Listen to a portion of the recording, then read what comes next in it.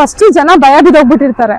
ಹಾವು ಅಂತ ನೋಡಿದ ತಕ್ಷಣ ಎಷ್ಟೊಂದ್ ಜನ ಮಕ್ಳಾಗ್ಲಿ ಹೆಣ್ಮಕ್ಳ ಕೆಲವು ಗಂಡ್ ಮಕ್ಳೆಲ್ಲ ಕೆಲ್ಸಕ್ಕೆ ಹೋಗ್ಬಿಟ್ಟಿರ್ತಾರೆ, ಜಾಸ್ತಿ ಸಿಗದೆ ಹೆಣ್ಮಕ್ಳು ಮನೆ ಹತ್ರ. ಸೊ ಆ ಟೈಮ್ ಅಲ್ಲಿ ಭಯ ಬಿದ್ದೋಗ್ಬಿಟ್ಟಿರ್ತಾರೆ, ಎಷ್ಟ್ ಕೊಡ್ಬೇಕು ಏನು ಅಂತಾನೆ ಫಸ್ಟ್ ಫೋನ್ ಕಾಲ್ ಮಾಡಿದ ತಕ್ಷಣ ಹೆಂಗೆ ನಾನು ದುಡ್ಡು ತಗೊಳ್ದೆ ಮಾಡ್ಬೇಕು ಅಂತ ಹಿಂಗ್ ಥಾಟ್ ಬಂತು ಅಂತ. ಮೇಡಮ್ ಈಗ ದೇವ್ರು ನನಗೆ ಎರಡು ಕೈಗೆ ಸಂಪಾದನೆ ಕೊಟ್ಟಿದ್ದಾನೆ. ನಾನು ಫಸ್ಟ್ ಹೇಳ್ದೆ ನಿಮ್ಗೆ, ಇದು ಪ್ಯಾಷನ್ ಇಂದ ಮಾಡ್ತಾ ಇರೋದು, ಪ್ರೊಫೆಷನ್ ಅಲ್ಲ ಅಂತ. There is a difference between passion and profession. So ನಾವು ಎರಡು ಕೈಯಲ್ಲಿ ದೇವ್ರು ಒಂದ್ ಯಾವ್ದೋ ಕೆಲಸ ಕೊಟ್ಟಿದ್ದಾನೆ. ಸೊ ಅದು ಸಾಕು, ಈ ತಿನ್ನಕ್ಕೆ ಉಣ್ಣಕ್ಕೆ ಮಲಗಕ್ಕೆ ರೋಟಿ ಮಕಡ ಕಪಾನ್ ಕಪಡ ಮಕಾನ್ ಅಂತಾರಲ್ಲ, ಮೂರು ಇದೆ. ಸೊ ಅದ್ರ ಸಮಾಜಕ್ಕೆ ನಾವೇನಾದ್ರು ಮಾಡ್ಬೇಕಲ್ಲ, ಅಷ್ಟೊಂದು ನಮಗೆ ಕೊಟ್ಟಾಗ ನಮ್ ಕಡೆಯಿಂದ ಕೊಡುಗೆ ಇರಬೇಕು ಅಂತ ಹೇಳ್ಬಿಟ್ಟು ನಾವು ಪಾಪ ಬರ್ತಾರೆ ಕೊಡ್ತಾರೆ. ಕೆಲವರು ನೀವ್ ಹೇಳ್ದಂಗೆ ಕರೆಕ್ಟ್, ಫೋನ್ ಮಾಡಿದ ತಕ್ಷಣ ನೀವ್ ಇಷ್ಟು ಕೊಡ್ತೀನಿ ಅಂದ್ರೆ ಮಾತ್ರ ಬರ್ತೀನಿ ಅಂತಾರೆ. ಅವ್ರಿಗೂ ವಿಧಿ ಇರಲ್ಲ, ಅವ್ರ ಅಪ್ಪ ಹಿಡ್ಕೊಂಡು ಹೋಗ್ರಪ್ಪ ಫಸ್ಟ್ ಅವನ ಹತ್ರ ಇರ್ತಾರೆ. ಸೊ ನನ್ನ ಬಗ್ಗೆ ನಾನು ಇಲ್ಲಿ ಹೇಳೋದಲ್ಲ, ನನ್ನ ಬಗ್ಗೆ ನಾನು ಎಲ್ಲೆಲ್ಲಿ ಇಲ್ಲಿ ಮಾಡಿದೀನಲ್ಲ, ಯಾರಾದ್ರೂ ಒಬ್ರು ಇವರು ಇದನ್ನ ಮಾಡ್ಕೊಂಡು ಇದು ಮಾಡ್ತಾ ಇದಾರೆ, ಎಲ್ಲಾದ್ರೂ ದುಡ್ಡು ತಗೊಂಡಿದ್ದಾರೆ ಅಂತ ಹೇಳಿದ್ರೆ ಸೊ ಅದಕ್ಕೆ ನಾನು ಉತ್ತರ ಕೊಡಬಲ್ಲೆ. ನಾನಂತೂ ತಗೊಳ್ಳಿದೆ, ಯಾಕಂದ್ರೆ ನನ್ನ ಮನಸ್ಸಾಕ್ಷಿ ಒಪ್ಪೋದಿಲ್ಲ ಅದು. ಸೊ ಮನಸ್ಸಾಕ್ಷಿ ಒಪ್ಪೋದಿಲ್ಲ ಅದು. ಅವ್ರವ್ರ ಇಚ್ಛೆ ಅದು ತಗೋಬಾರ್ದು. ನಾನು ರೈಟ್ ರಾಂಗ್ ಅಂತ ಹೇಳಲ್ಲ. ನೋಡಿ, ನಮ್ಮ ಒಂದು ರೆಸ್ಕ್ಯೂ ಕಾಲ್ಗೆ ನಿಮ್ಗೆ ಎಕ್ಸಾಂಪಲ್ ಕೊಡ್ತೀನಿ. ಈಗೆಲ್ಲ ಒಂದು ರೆಸ್ಕ್ಯೂ ಕಾಲ್ ಇರುತ್ತೆ, ಒಂದು 3-4 ಕಿಲೋಮೀಟರ್ ಇರುತ್ತೆ.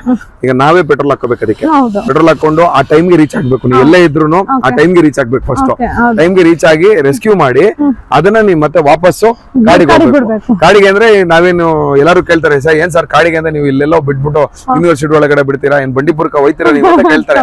ಆದ್ರೆ ಇಲ್ಲೂ ಕೆಲವು ಓಪನ್ ಸ್ಪಾಟ್ಸ್ ಇದೆ. ಈಗ ನೈಸ್ ರೋಡ್ ಇಂದ ಆಚೆ ತುಂಬಾ ಇನ್ನ ಡೆವಲಪ್ ಆಗೋ ಜಾಗಗಳಿದೆ, ಗ್ರೀನರಿ ಸ್ಪೇಸ್ ತುಂಬಾ ಇದೆ ನಮ್ ಕಡೆ ಎಸ್ಪೆಷಲಿ. ಸೊ ಹಂಗಾಗಿ ಅಲ್ಲೋಗಿ ನಾವು ಬಿಟ್ಟು ಬರ್ಬೇಕು. ನಮ್ಮ ಓವರ್ ಆಲ್ ಸ್ಪ್ಯಾನ್ ಏನಿರುತ್ತೆ ಹೋಗೋದು ನಮ್ದು ಟೋಟಲ್ ಒಂದು ರೆಸ್ಕ್ಯೂ ಕಾಲ್ಗೆ ಒಂದು 7ರಿಂದ 8 ಕಿಲೋಮೀಟರ್ ಹತ್ರ ಅಂದ್ರೂ 7ರಿಂದ 8 ಕಿಲೋಮೀಟರ್ ನಾವು ಮಾಡ್ಬೇಕು. ಆಮೇಲೆ ಈಗ ಹೋಗಿದ ತಕ್ಷಣ ಸಿಗಲ್ಲ. ಈಗ ನಾನು ಹೋಗ್ತೀನಿ, ಹೋಗಿದ ತಕ್ಷಣ ನನಗೋಸ್ಕರ ಹಾವು ಕಾಯ್ಕೊಂಡಿರಲ್ಲ. ಆ ಟೈಮ್ ಇಂಪಾರ್ಟೆಂಟ್. ನಾನು ಹೋಗ್ತೀನಲ್ಲ, ಈಗ ಹೋದಾಗ ಅಲ್ಲಿ ಹುಡುಕ್ಬೇಕು. ಆಮೇಲೆ ಅಲ್ಲಿ ಕೆಲವು ಕಡೆ ಐಟಮ್ಗಳು ಇಟ್ಟಿರ್ತಾರೆ, ಅದನ್ನೆಲ್ಲ ತೆಗಿಬೇಕು.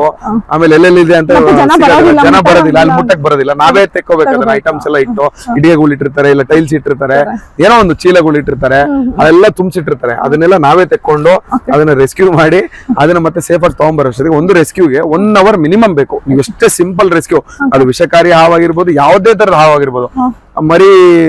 ಮರಿಗಳು ಬರ್ತವೆ. ಈಗ ಸೀಸನ್ ನಾನು ಹೇಳ್ದಂಗೆ ಮುಂಚೆ ಹೇಳ್ತಾ ಇದ್ದೆ, ನಾನು ವಿಡಿಯೋ ಕೂಡ ತುಂಬಾ ಹಾಕಿದ್ದೀನಿ. 2 ತಿಂಗಳು ಮರಿ ಸೀಸನ್. ಈಗ July end August first week ವರೆಗೂ ಅದು ಮೊಟ್ಟೆ ಹೊರಗಡೆ ಬಂದು ಮರಿಗಳು ತುಂಬಾ ಕಾಣಿಸ್ಕೊಳ್ಳುತ್ತೆ. ಸೊ ಗಾಬರಿ ಆಗೋ ಅವಶ್ಯಕತೆ ಇಲ್ಲ. ಮರಿಗಳು ಬರುತ್ತೆ, ಅದ್ರ ಪಾಡಿಗೆ ಅದು ವಾಸ ಮಾಡ್ಕೊಂಡು ಹೋಗುತ್ತೆ, ಅದರಿಂದ ತೊಂದರೆ ಏನಿಲ್ಲ.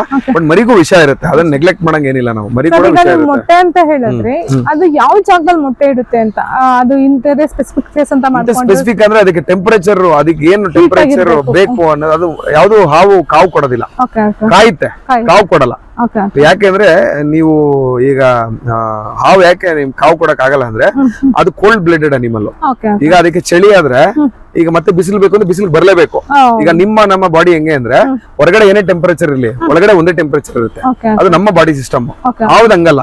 ಈಗ ಚಳಿ ಇದ್ರೆ ಚಳಿನೇ ಆಗ್ತಾ ಹೋಗುತ್ತೆ, ಆಮೇಲೆ ಅದು ಹುಡ್ಕೊಂಡು ಬಿಸಿಲಿಗೆ ಬರುತ್ತೆ. ಯಾಕೆ ಹೊರಗಡೆ ಬಂದು ಕಾಯ್ಕೊಂಡಿರುತ್ತೆ. ಎಷ್ಟೊಂದ್ ಕಡೆ ಹೇಳ್ತಾರೆ ಇದು ಬಂದು ಇಷ್ಟೊತ್ತು ಸರ್, ಇಷ್ಟೊತ್ತು ಇಲ್ಲೇ ಇತ್ತು ಸರ್, ನೀವು ಕಾಣಿಸಿದ ತಕ್ಷಣ ಒಳಗೆ ಹೋಗುತ್ತೆ ಸರ್, ಅದ ಬಿಸಿಲಿಗೆ ಇತ್ತು ಅಂತ. ಸೊ ಅದು ಟೆಂಪರೇಚರ್ ಅಡ್ಜಸ್ಟ್ ಮಾಡ್ಕೊಳಕ್ ಅನ್ಕಂಫರ್ಟಬಲ್ ಇರುತ್ತೆ, ಬರುತ್ತೆ. ಮತ್ತೆ ಮಳೆ ಬಂದಾಗ ಬಂದಾಗ ಬಿಲಾವ್ ಹೋಗುತ್ತೆ, ಅಲ್ಲೊಂದ್ ಸ್ವಲ್ಪ ಕೂಲ್ ಇದ್ರೆ ಕೂಲ್ಗೆ ಹೋಗುತ್ತೆ. ಬಿದ್ರು ಬಹಳ ಇದಕ್ಕೆ ಟೆಂಪರೇಚರ್ ಇದ್ ಮಾಡ್ಕೊಳಕ್ಕೆ. ಸೊ ಬರುತ್ತೆ ಹೋಗುತ್ತೆ, ಬರುತ್ತೆ ಹೋಗುತ್ತೆ, ಈ ತರ ಇರುತ್ತೆ ಸರ್. ಹಾಗೆ ಹಾವು ಮೊಟ್ಟೆ ಇಡುತ್ತೆ, ಒಂದ್ ಹಾವು ಎಷ್ಟು ಮೊಟ್ಟೆ ಇಡ್ಬೋದು? It depends. ಈಗ ಕೊಳಕ್ ಮಡ್ಲ ಮೊಟ್ಟೆ ಇಡಲ್ಲ, ಒಂದ್ 50 ಮರಿ 40 ಮರಿ ಒಂದೇ ಸರಿ ಒಂದೇ ಇದ್ರಲ್ಲಿ ಆಗುತ್ತೆ. ಈ ನಾಗರಾವು ಇಂಥವೆಲ್ಲ ಮೊಟ್ಟೆ ಇಡುತ್ತೆ. ಆ ಮೊಟ್ಟೆ ಇಟ್ಟಾಗ ಕೆಲವು 15 ಇಡ್ಬೋದು, 20 ಇಡ್ಬೋದು, ಇನ್ ಕೆಲವೆಲ್ಲ 50 ಇಡ್ಬೋದು. ಇಟ್ ಡಿಪೆಂಡ್ಸ್ ಯಾವ ತರ ಅಂತ. ಆವರೇಜ್ ಒಂದ್ 15ರಿಂದ 20 ಅಂತೂ ಮಿನಿಮಮ್ ಇರುತ್ತೆ, ಒಂದ್ರಲ್ಲಿ ಇರುತ್ತೆ. ಆ 15ರಲ್ಲಿ ದೊಡ್ಡದಾಗಿ ಸರ್ವೈವ್ ಆಗಿ ನಮ್ಮಂತವ್ರ ಕೈಗೆ ಸಿಗಾಕೊಳ್ಳೋದು ಒಂದು 2ರಿಂದ 3 ಆಗುತ್ತೆ. ಯಾಕಂದ್ರೆ ಎಕಾಲಜಿಕಲ್ ಬ್ಯಾಲೆನ್ಸ್. ನೀವು ಹಾವನ್ನ ಹೊಡೆದು ನೀವು ಮಾಡ್ತಾ ಹೋದಂಗಿಲ್ಲ, ಎಕಾಲಜಿ ಏನಂತಾರೆ, ಎಕಾಲಜಿಕಲ್ ಇಂಬ್ಯಾಲೆನ್ಸ್ ಅಂತಾರ. ಈಗ ಹಾವು ಹೋಗಿ ಕಪ್ಪೆ ತಿನ್ಬೇಕು, ಕಪ್ಪೆ ಸಂತತಿ ಕಮ್ಮಿ ಆಗುತ್ತೆ, ಅದರಿಂದ ಮತ್ತೆ ಹೆಗಣ ತಿನ್ಬೇಕು, ಹೆಗಣ ಸಂತತಿ, ಅದು ಸೈಕಲ್, ಲೈಫ್ ಸೈಕಲ್ ಬ್ಯಾಲೆನ್ಸ್ ಅಂತಾರಲ್ಲ, ಆ ಬ್ಯಾಲೆನ್ಸ್ ಆಗ್ತಾ ಹೋಗುತ್ತೆ. ನೀವು ಒಂದನ್ನ ಹೊಡೆದ್ರೆ ಆ ಮಿಕ್ಕಿದ್ದು ಜಾಸ್ತಿ ಆಗ್ತಾ ಹೋಗುತ್ತೆ. ಸೊ ಅದನ್ನ ಬ್ಯಾಲೆನ್ಸ್ ಮಾಡೋದಕ್ಕೆ ದೇವ್ರು ಬಿಟ್ಟಿರ್ತಾನೆ. 12-13 ಮೊಟ್ಟೆ ಇಟ್ರು ಅದೇನು 12-13 ದೊಡ್ಡದಾಗಲ್ಲ. ಇವು ಕೆಲವು ಗಾಡಿಗಳಿಗೆ ಸಿಗಾಕೊಂಡಿರುತ್ತೆ, ಇನ್ನೊಬ್ರು ಯಾರೋ ಹೊಡೆದಾಕಿರ್ತಾರೆ, ಇದೆಲ್ಲ ಇರುತ್ತೆ. ಲಾಸ್ಟ್ ಆಗಿ ನಿಮ್ಗೆ ದೊಡ್ಡದಾಗಿ ಸರ್ವೈವ್ ಆಗೋದು 1, 2, 3 ಮ್ಯಾಕ್ಸಿಮಮ್ ಅಷ್ಟೇ. ಸರ್ ಹಾಗೆ ನೀವು ಹಾವು ಪ್ರಿಯರಾಗಿ ಈಗ ಎಷ್ಟೋ ಕಡೆ ಮನೆಗಳು ಕಟ್ಕೊಂಡು ಸಿಟಿ ಏರಿಯಾ ಟ್ರಾಫಿಕ್ ಎಲ್ಲ ಆಗ್ಬಿಟ್ಟಿದೆ. ಈಗ ಈಗ ಹಾವಿನ ಸಂತತಿನ ಉಳಿಸ್ಬೇಕು ಅಂದ್ರೆ ಯಾವ ತರ ಕೈಗೊಳ್ಬೇಕು ಅಂತ? ಯಾಕಂದ್ರೆ ಎಲ್ಲನೂ ಬೇಕು ಹಾವಿನ ಮನುಷ್ಯನಿಗೆ. ಸಂತತಿ ಉಳಿಸೋದು ಅನ್ನೋದಕ್ಕಿನ್ನ ಅದನ್ನ ಹೊಡಿದಿದ್ರೆ ಸಾಕು ನಮ್ ಜನ, ಓಕೆ ಅದು ಆಟೋಮೆಟಿಕ್ ಆಗಿ ಬೆಳ್ಕೊಳುತ್ತೆ. ನೀವು ಹೊಡಿಬಾರ್ದು, ಅದನ್ನ ಸಾಯಿಸಿದ್ರೆ ಸಂತತಿ ಹೋದಂಗೆ. ನೀವು ಒಳ್ಳೇದು ಮಾಡಿಲ್ಲ ಅಂದ್ರೆ ಪರವಾಗಿಲ್ಲ, ಕೆಟ್ಟದ್ದು ಮಾಡಬೇಡಿ. ಅದನ್ನ ಹಾವು ಸಂತತಿ ಏನಿದೆ ಅದನ್ನ ನೀವು ಬೇಸಿಕ್ ನೀವೇನು ಅಟ್ಲೀಸ್ಟ್ ಅದನ್ನೇನು ಕರ್ಕೊಂಡ್ಬಂದು ಬಾಕ್ಸ್ ಅಲ್ಲಿ ಹಾಕಿ ಬೆಳೆಸೋ ಅವಶ್ಯಕತೆ ಇಲ್ಲ. ಅಟ್ಲೀಸ್ಟ್ ಕಾಣದಾಗ ಬಿಟ್ಟು ಬಿಡಿ, ಅದನ್ನ ಹೊಡಿಬೇಡಿ ಅಷ್ಟೇ, ಸಾಯಿಸ್ಬೇಡಿ ಅಷ್ಟೇ ನನ್ನ ವಿನಂತಿ. ನಿಮ್ಗೆ ಅನಿಸ್ತಾ ಇಲ್ವಾ ಇಲ್ಲೋ ಹಾವಿನ ಸಂತತಿ ಎಲ್ಲ ನಾಶ ಆಗ್ತಾ ಇದೆ? ಅದು ಮನುಷ್ಯ ಎಲ್ಲೆಲ್ಲಿ ಇರ್ತಾನೋ ಅದು ಕಟ್ಟಿಟ್ಟ ಬುತ್ತಿ, ಅದು ಕಾಡಾಗಿರ್ಬೋದು ನಾಡಾಗಿರ್ಬೋದು ಎಂಟ್ರಾಗಿದ್ದಾನೆ ಅಂದ್ರೆ ಅದು ಇದ್ದಿದ್ದೆ. ಅದು ನಿಧಾನಕ್ಕೆ ಟೈಮ್ ನಶಿಸಿ ಹೋಗ್ತಾ ಇರುತ್ತೆ. ಮೇ ಬಿ ನಮ್ ಕಾಲದಲ್ಲಿ ಆಗದೆ ಇರ್ಬೋದು, ನನ್ನ ಮಕ್ಕಳ ಕಾಲಕ್ಕೋ ಇದಕ್ಕೋ ಆಗ್ತಾ ಇರ್ಬೋದು.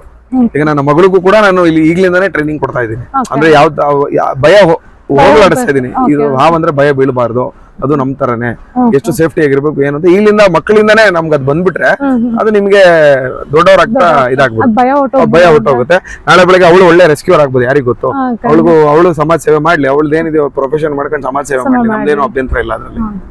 ಹಂಗೆ ನಿಮ್ಗೆ ಏನಾದ್ರು ಸಂಘ ಸಂಸ್ಥೆಗಳು ಗುರುತಿಸಿದ್ಯಾ, ಪ್ರಶಸ್ತಿಗಳಿಗೆ ಏನಾದ್ರು ಭಾಗಿಯಾಗಿದ್ದೀರಾ ಅಂತ? ಇದೆ, ಬಂದಿದೆ. ಅಲ್ಲಲ್ಲಿ ಮಾಮೂಲಿ ಕೆಲವು ಕಡೆ ರೆಸ್ಕ್ಯೂ ಹೋದಾಗ ಅವರಲ್ಲಿ ಹಣಮ್ಮ ಕೂಡಿಸಿದಾಗ ಅಲ್ಲಿ ಇಲ್ಲಿ ಇದು ಮಾಡಿದಾಗ ಅವ್ರ ಸಂಘದಿಂದ ಕೊಟ್ಟಿರ್ತಾರೆ. ಸೊ ಅದು ನಾವು ಅದನ್ನ ಹೇಳಿದಾಗ ಏನು ಅದರಿಂದ ನಾವು ಏನು ಇದಿಲ್ಲ, ನಮ್ಮ ಪರ್ಪಸ್ ಏನಿದೆ ನಾವು ಮಾಡ್ಕೊಂಡು ಹೋಗ್ತೀವಿ. ಅದು ಗುರುತಿಸದೆ ಬಿಡ್ಲಿ, ನಮ್ಮ ರೆಸ್ಕ್ಯೂ ಪ್ಯಾಷನ್ ಏನಿದೆ ಅದನ್ನ ನಾವು ಮುಂದುವರ್ಸ್ಕೊಂಡು ಹೋಗ್ಬೇಕಷ್ಟೇ. ಸೊ ಅದ್ ಬಿಟ್ಟು ನಾವೇನು ಎಕ್ಸ್ಪೆಕ್ಟ್ ಮಾಡೋದಿಲ್ಲ. ಸರ್ ಹಾಗೆ ನೀವು ಆ ವಿಡಿಯೋಕ್ ಹೋದಾಗ ಅಲ್ಲಿನ ಜನ ನಿಮ್ಮನ್ನ ಯಾವ ತರ ಟ್ರೀಟ್ ಮಾಡ್ಬೇಕು ಅಂತ? ಮೇಡಮ್ ಈಗ ಎಲ್ಲಾ ತರದ ಜನನು ಇರ್ತಾರೆ. ನಾವು ಹೋದಾಗ ಕೆಲವು ಕಡೆ ಫೋನ್ ಮಾಡೋರ್ಗು ಬಾರಿ ಆತುರ್ತಾ ಇರುತ್ತೆ, ಅವ್ರಿಗೆ ಬರ್ಬೇಕು ಬೇಗ ನಮ್ಮನೆ ಹೋಗ್ಬಿಟ್ರೆ ಸಾಕು ಅಂತ. ಹಿಡ್ದಿದ ತಕ್ಷಣ ಎಲ್ಲ ಬಾಗ್ಲಾಕೊಂಡು ಹೋಗ್ಬಿಡ್ತಾರೆ. ಅಂದ್ರೆ ಅದು ನೀವ್ ಹೇಳಿದ್ರಲ್ಲ ದುಡ್ಡು ಕೇಳೋರು ಇರ್ಬೋದು ಅಂತ, ದುಡ್ಡು ಕೇಳಬಹುದು ಅಂತ ಒಳಗ್ ಹೋಗ್ಬೋದು. ಈಗ ನಾವ್ ಹಿಡಿದಿರ್ತೀವಿ, ಅಟ್ಲೀಸ್ಟ್ ಒಂದ್ ಕೈ ತೊಳಿರ ಅಲ್ಲೆಲ್ಲ ಮುಟ್ಟಿರ್ತೀವಿ, ಇದೆಲ್ಲ ಅಲ್ಲೆಲ್ಲ ಗಲೀಜ್ ಐಟಮ್ ಎಲ್ಲ ತೆಗೆದು ನಾವು ಹಾವೆಲ್ಲ ಒಳಗ್ ಹಾಕೊಂಡ್ ಬಂದಿರ್ತೀವಿ. ಅದನ್ನ ಅಟ್ಲೀಸ್ಟ್ ನಮ್ ಕೈ ತೊಳಿಯಕ್ ನೀರು ಕೊಡೋರು ಇರಲ್ಲ. ಸೊ ಅಂದ್ರೆ ನಮ್ಮನ್ನ ಒಂಥರ ಹೆಂಗ್ ನೋಡ್ತಾರೆ ಅಂದ್ರೆ ಇವ್ನ್ ಕೆಲ್ಸ ಆಯ್ತು, ಬಂದಿದ್ದಾರೆ ಕೆಲ್ಸ ಆಯ್ತು, ಸೊ ಆಯ್ತು ನಮ್ದು ಮುಗೀತು, ನಮ್ ಜವಾಬ್ದಾರಿ ಮುಗೀತು ಅಂತ.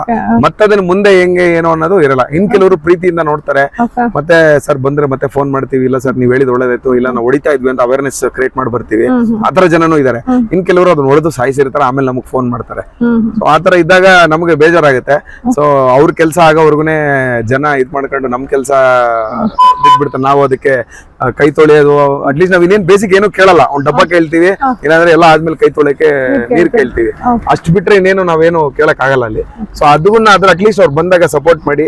ಅಗೇನ್ ಐ ಆಮ್ ಸೆಡ್, ಗುಂಪು ಕೂಡಬೇಡಿ, ನಮಗೆ ಡಿಸ್ಟ್ರಾಕ್ಷನ್ ಆಗಿ ನಾವು ಕಚ್ಚಿಸ್ಕೊಳ್ಳೋದಾಗ್ಲಿ, ಅದು ನಾನ್ ಬಿಟ್ಟು ನಿಮಗ್ ಕಚ್ಚೋದಾಗ್ಲಿ ಬೇಡ ಅಂತ ಅಷ್ಟೇ. ಸರ್ ಹಂಗೆ ಇನ್ನೊಂದ್ ಕ್ವಶನ್, ಹಾವು ದ್ವೇಷ ಮಾಡುತ್ತೆ, 12 ವರ್ಷ ಇಟ್ಕೊಳ್ಳುತ್ತೆ, ಏನಾದ್ರು ನಾವೇನಾದ್ರು ಡಿಸ್ಟ್ರಾಕ್ಟ್ ಮಾಡ್ಬಿಟ್ರೆ ಅದು ಪರಂಪರೆಯಾಗೂ ನಮ್ಮನ್ನ ದ್ವೇಷ ಮಾಡುತ್ತೆ ಅಂತ. ದ್ವೇಷ ಮಾಡುತ್ತಾ? ಅದಕ್ಕೆ ಫಸ್ಟ್ ಆಫ್ ಆಲ್ ಅಷ್ಟು ಜ್ಞಾಪಕ ಶಕ್ತಿ ಇರಲ್ಲ.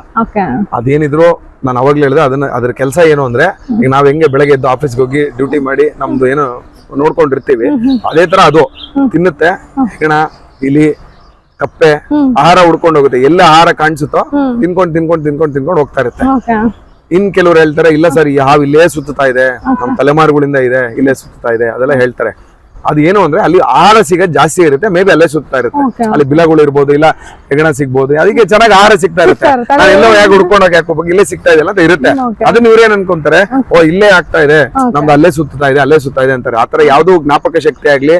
ಆಮೇಲೆ ನೀವು ಆತರ ಲೆಕ್ಕ ಕೊಟ್ರೆ ಡೈಲಿ ನಮ್ಮ ಮನೆ ಮುಂದೆ 12 ವರ್ಷ ಹಾವುಗಳು ಡೈಲಿ ಬರ್ತಾ ಇರ್ಬೇಕು. ನಾನು ನನ್ನನ್ನ ಹುಡ್ಕೊಂಡು ಡೈಲಿ ಹಾವುಗಳು ಬರ್ತಾ ಇರ್ಬೇಕು, ದ್ವೇಷ ಕಟ್ಕೊಂಡು ಅಂತ.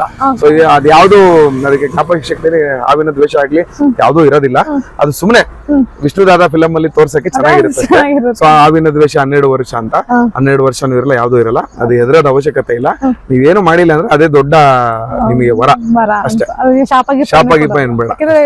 ಮೂಢನಂಬಿಕೆಗಳು ಕೆಲವೊಂದು ಅದೇ 12 ವರ್ಷ ಅನ್ನೋದು, ಹಾಲು ಕುಡಿತೀನಿ ಅನ್ನೋದು, ನಾಗಮಣಿ ಅನ್ನೋದು, ಇವೆಲ್ಲ ಏನು ಅಂದ್ರೆ ಇದೆಲ್ಲ it's a bad publicity. So ಯಾವ್ದೇ ತರದ 12 ವರ್ಷ ದ್ವೇಷ ಆಗ್ಲಿ ಏನು ಅದರಿಂದ ಏನು ಇರೋದಿಲ್ಲ ಅದು. ಹಂಗೆ ಇನ್ನೊಂದ್ ಕ್ವಶನ್ ಸರ್, ಈ ಹಾವುಗಳು ಬರೀ ಹುತ್ತದಲ್ಲೇ ವಾಸ ಇರುತ್ತೆ, ಮೂಗುತ್ತಾ ಇರುತ್ತೆ, ಅದೆಲ್ಲೋ ಒಳಗಡೆ ಸೇರ್ಕೊಂಡ್ಬಿಟ್ಟಿರುತ್ತೆ ಅಂತ. ನಿಜವಾಗ್ಲೂ ಹಾವು ಉತ್ತ ಕಟ್ಟುತ್ತಾ ಅಂತ? ಇಲ್ಲ ಹಾವು ಕಟ್ಟೋದಿಲ್ಲ, ಗೆದ್ದಲು ಅಂತಾರಲ್ಲ ಅದು ಕಟ್ಟುತ್ತೆ. ಓಕೆ ಸೊ ಅದು ಕಟ್ಕೊಂಡು ಅದ್ರ ಪಾಡಿಗೆ ಅದು ಹೋಗಿರುತ್ತೆ, ಅದಕ್ಕೆ ಇದು ಎಂಟರ್ ಆಗುತ್ತೆ ಓಕೆ ಓಕೆ ಅಷ್ಟೇ. ಅದು ಯಾರೋ ಕಟ್ಟರ ಮನೆಗೆ ಇದು ಹೋಗಿ ಎಂಟರ್ ಆಗುತ್ತೆ. ಅದು ಒಂದ್ ರೀಸನ್ ಇದೆ, ಏನಕ್ಕೆ ಅಂದ್ರೆ ಅದು ಮಣ್ಣಲ್ಲಿ ಇರೋದ್ರಿಂದ ಟೆಂಪರೇಚರ್ ನೀಟಾಗಿ ಕಂಟ್ರೋಲ್ ಆಗುತ್ತೆ, ಆಮೇಲೆ ಯಾರಿಗೂ ಕಾಣಿಸಲ್ಲ. ಈಗ ಹೊರಗಡೆ ಇರೋದಕ್ಕೂ ಉತ್ತದ ಒಳಗಡೆ ಇರೋದಕ್ಕೂ ಭಾರಿ ವ್ಯತ್ಯಾಸ ಇರುತ್ತೆ. ಸೊ ಅದು ಹೋಗ್ತಾ ಇರುತ್ತೆ, ಅಲ್ಲೇನಾದ್ರು ಹುಳ ಸಿಗ್ಬೋದು, ಇನ್ನೊಂದೇನೋ ಎಗಣ ಸಿಗ್ಬೋದು ಅಂತ ಹೋಗುತ್ತೆ ಅಷ್ಟೇ. ಅದು ಅಲ್ಲೇನೋ ಅದು ಮನೆ ಅಂತಾನೋ ಅದೇನಿಲ್ಲ, ಯಾರ್ದೋ ಕಟ್ಟರ ಮನೆಗೆ ಇದು ಹೋಗುತ್ತೆ ಅಷ್ಟೇ. Okay okay. ಅದು ಹಾವು ಎಲ್ಲರೂ ಹಾವು ಕಟ್ಟುತ್ತೆ ಅಂತಾರೆ, ಹಾವು ಕಟ್ಟೋದಕ್ಕೆ ಅದನ್ನ ಕೈ ಇಲ್ಲ ಕಾಲಿ ಇಲ್ಲ ಅದಕ್ಕೆ. ಯಾಕೆಂದ್ರೆ ಎಲ್ಲಾರು ಈಗ ನಾಗರ ಪಂಚಮಿ ಬಂತು, ಎಲ್ಲಾರು ತಗೊಂಡೋಗಿ ಉತ್ತಕ್ಕೆ ಹಾವು ಎರಿಯೋದು ಎಲ್ಲ ಆಗ್ತಾರೆ. ಏನ್ ನಾವ್ ಅದನ್ನ ಈಗ ನಾವು ಅದು ಈಗ ಅವೇರ್ನೆಸ್ ಕಾರ್ಯಕ್ರಮ ಮಾಡ್ತೀರಾ ಅಂತ ಮಾಡ್ತೀವಿ, ಅದೆಲ್ಲ ಹೇಳ್ತೀವಿ. ಈಗ ಅವರು ಧಾರ್ಮಿಕ ಭಾವನೆಗೆ ನಾವು ಧಕ್ಕೆ ತಂದ್ರೆ ನಮ್ಮ ಮೇಲೆ ಅಲ್ಲೇ ಇದ್ ಮಾಡ್ತಾರೆ. ಸೊ ಅವ್ರವ್ರ ನಂಬಿಕೆಗೆ ನಾವು ಅವ್ರ ಆಚಾರ ವಿಚಾರಗಳನ್ನ ನಾವು ಮಾತಾಡಕ್ ಹೋಗಲ್ಲ. ಬಟ್ ಅದರಿಂದ ಏನು ಪ್ರಯೋಜನ ಇಲ್ಲ ಅಂತ ಹೇಳ್ತಾ ಇದೀನಿ. ಅದೇ ಹಾಲನ್ನು ಯಾರ್ದೋ ಒಂದು ಬಡ ಮಕ್ಕಳಿಗೆ ಕೊಡ್ಸಿ, ಇಲ್ಲ ಒಂದ್ ದಿನ ಕಾರ್ಯಕ್ರಮ ಮಾಡಿ ಸ್ಕೂಲಲ್ಲಿ ಯಾವ್ದೋ ಒಂದು ಗೌರ್ಮೆಂಟ್ ಸ್ಕೂಲ್ಗೆ ನೀವು ಒಂದು ಬುಕ್ಸ್ ಕೊಡ್ಸಿ, ಅಷ್ಟು ಲೀಟರ್ ಹಾಲು ಬೇಡ ಅಂದ್ರೆ ಈ ತರದ್ ಏನಾದ್ರು ಮಾಡಿ ದೇವ್ರು ಮೆಚ್ತಾರೆ ಅಂತ ನನ್ನ ಅಭಿಪ್ರಾಯ. ಈಗ ನಾನೇನೋ ಹೇಳೋದು, ನೋಡಪ್ಪ ಅವ್ರ ಧಾರ್ಮಿಕ ಭಾವನೆಗೆ ಧಕ್ಕೆ ತಂದ್ರು ಅನ್ನೋದು. ಈಗ ನಾನು ಪೂಜೆ ಮಾಡ್ತೀನಿ, ನನ್ನ ಮನೇಲೂ ಪೂಜೆ ಮಾಡ್ತಾರೆ, ನಮ್ಮ ಅಮ್ಮನೂ ಪೂಜೆ ಮಾಡ್ತಾರೆ, ಹಾಲು ಇರ್ತಾರೆ. ಈಗ ನನ್ನ ವಿಚಾರನ ನಾನು ಹೇಳ್ಬೋದು ಅಷ್ಟೇ. ಅದೇ ನನ್ನ ವಿಚಾರನ ಎಲ್ಲರೂ ಫಾಲೋ ಮಾಡ್ಬೇಕು ಅನ್ನೋದು ತಪ್ಪಾಗುತ್ತೆ. ಮೂಢನಂಬಿಕೆ ಒಳಗಾಗ್ಬೇಡಿ, ತಿಳ್ಕೊಳ್ಳಿ, ಲಾಜಿಕಲಿ ಅದನ್ನ ಏನಿದು ತಿಳ್ಕೊಳ್ಳಿ. ನೀವು ದಯವಿಟ್ಟು ಅದನ್ನ ಮಾಡ್ಕೊಂಡು ಹೋಗಿ ಅಂತ ಹೇಳೋದು ಅಷ್ಟೇ. ಫಾಲೋ ಮಾಡಿ.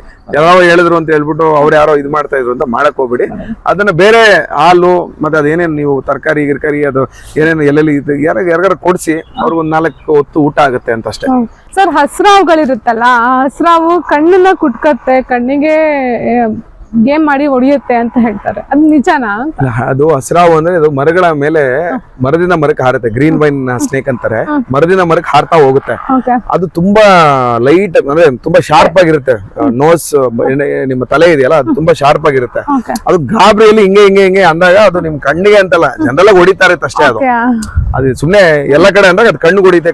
ನಮ್ಮ ಅಜ್ಜಿಯವರೆಲ್ಲ ಅವಾಗಿನ ಕಾಲದಲ್ಲಿ ಹೇಳ್ತಿದ್ರು ಹಸ್ರಾವ್ ಇರುತ್ತೆ, ಗಿಡಗಳಲ್ಲಿ ಇರುತ್ತೆ, ಅದು ಎಗರುತ್ತೆ ಅಷ್ಟೇ. ಒಂದ್ ಇದರಿಂದ ಅದಕ್ಕೆ ಅದ್ರ ಪಾಡಿಗೆ ಅದು ಹಾರ ಹುಡ್ಕೊಂಡು ಒಂದು ಗಿಡದಿಂದ ಇನ್ನೊಂದು ಮರಕ್ಕೆ ಗಿಡಕ್ಕೆ ಹಾರ್ಕೊಂಡು ಹೋಗೋದು ಅಷ್ಟೇ ಹೊರತು ಅದು ಯಾರಿಗೂ ಹಾನಿ ಮಾಡೋದಿಲ್ಲ.